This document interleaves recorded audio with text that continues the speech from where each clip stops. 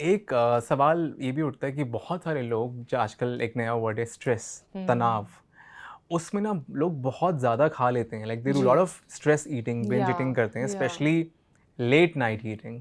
आप कुछ अपने फेवरेट टीवी शोज़ देख रहे होते हैं या आप बैक टू बैक अपने ओटीटी प्लेटफॉर्म्स पे होते हैं और आपका मुंह चलता रहता है। सो उस इमोशनल ईटिंग पैटर्न को हम कैसे कंट्रोल कर सकते हैं, वो आप प्लीज़ बताइए।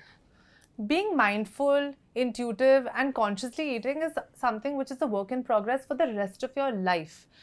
आसान नहीं है। मेरा अभी कह के जाना और किसी का सुनना बहुत आसान है, प्रैक्टिस करना मुश्किल है। मगर आप हर रोज़ अगर इसको थोड़ा अपने माइंड को ट्रेन करोगे तो एक टाइम ऐसा आ जाएगा 2-3 हफ्तों में अगर आप ट्रेन करते रहोगे कि this will feel like second nature to you. It will not feel like you are making an effort to do that.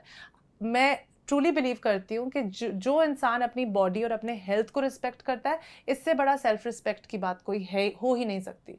और जो कैरीड अवे होके चलो ये भी खा लो वो भी खा लो, वो अपनी बॉडी को ही नहीं रिस्पेक्ट करता। तो सबसे ज़्यादा इंपॉर्टेंट है to seriously use your body as a temple, use it, worship it and only put things which are nutrient dense for yourself and which are good for you. एक बार ये चीज़ हमें समझ आ गई तो this will become second nature.